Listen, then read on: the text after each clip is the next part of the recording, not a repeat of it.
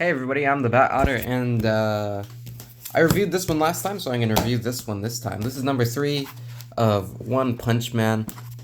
Like I said about the last one, none of it is really bad. There's nothing to really complain about. I'm just a picky eater, so I didn't quite care for it. The commenter who suggested it said the story picks up later, and I'm like, oh great, it's one of those. But fortunately, what I do enjoy about these little things is, I mean, you're turning pages like you're not even reading the thing. I mean, it's one page turn, page turn, page turn, page turn. It happens really fast. So really, you finish it in like 30 minutes of reading. And I think in the anime form, it's about 3 or 4 episodes, so you can read it faster than you can watch it. And I really enjoy that. I'll probably go back to the library, get a stack about this high, and read them all in about a couple hours. So just like the last one, there was really nothing to write home about with this one. The story progressed. They got registered as heroes.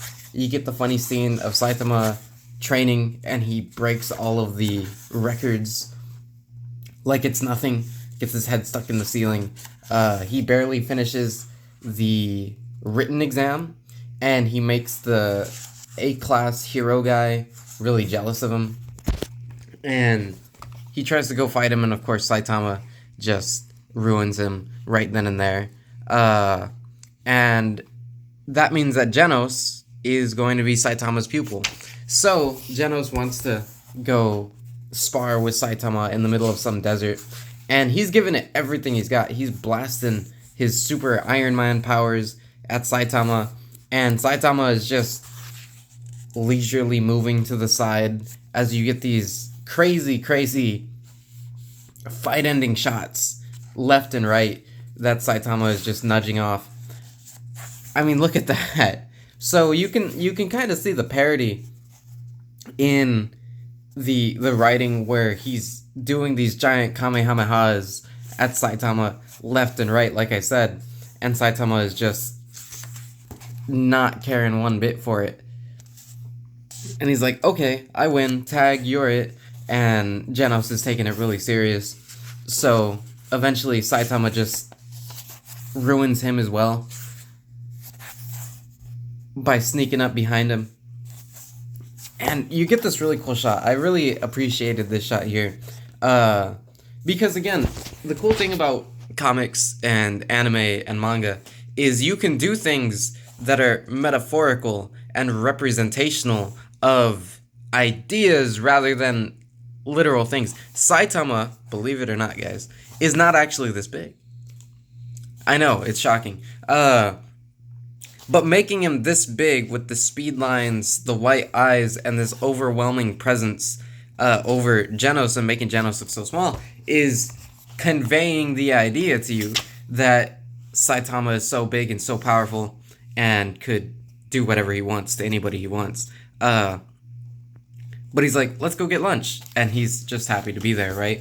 So, again, really cool stuff. I like the signification of the artist. I think the artist is one. Is that what they call him? Pretty good stuff. There's nothing, like I said, to write home about. Nothing to complain about, I mean. Until Genos tells Saitama that since he's Class C, he has to go fight a villain every week, or else he won't be a hero anymore. We get this C-lister, Tank Top Tiger, that Supersonic destroys. Sonic wants to fight Saitama, so he starts causing havoc in the city. Saitama just buries him. You get these 2 other guys. I was skipping over a lot of this stuff because I thought it was pretty boring. Yeah, I only like One Punch Man when Saitama is on the page. Saitama ends up picking everything off of this guy and eating him for seaweed breakfast. You get some origin stories for Saitama. One of the first times he was a hero, he had to go to the bathroom, so he breaks out of the wall, and he one-shots this giant bug creature that's terrorizing the city. Now, here's the thing about One Punch Man that I don't quite enjoy in terms of the storytelling, and that's that you get these monsters, like the seaweed goblin that you had over here, and you get these Class A, Class C, Class, like, S heroes going after them, and they have some pretty cool designs. I will admit I enjoyed these two. But they get absolutely bodied by the monsters, and it's not even a fight at that point. The monsters just bury these guys like it's nothing. So you have the top tier heroes competing with what one would assume are mediocre villains, and the heroes are just getting demolished. And I think that's kind of lame.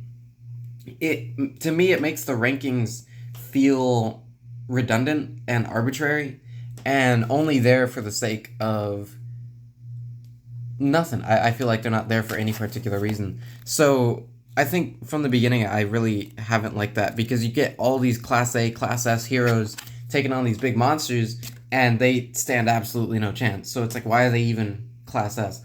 So I think there are some flaws in the writing and the I was gonna say orientation, the classification in the story itself. But aside from that, it's a fun read. It's a simple read, and I'll come back for more for sure.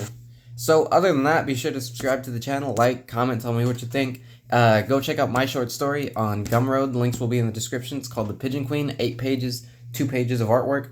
And other than that, I'll see you guys in the next video.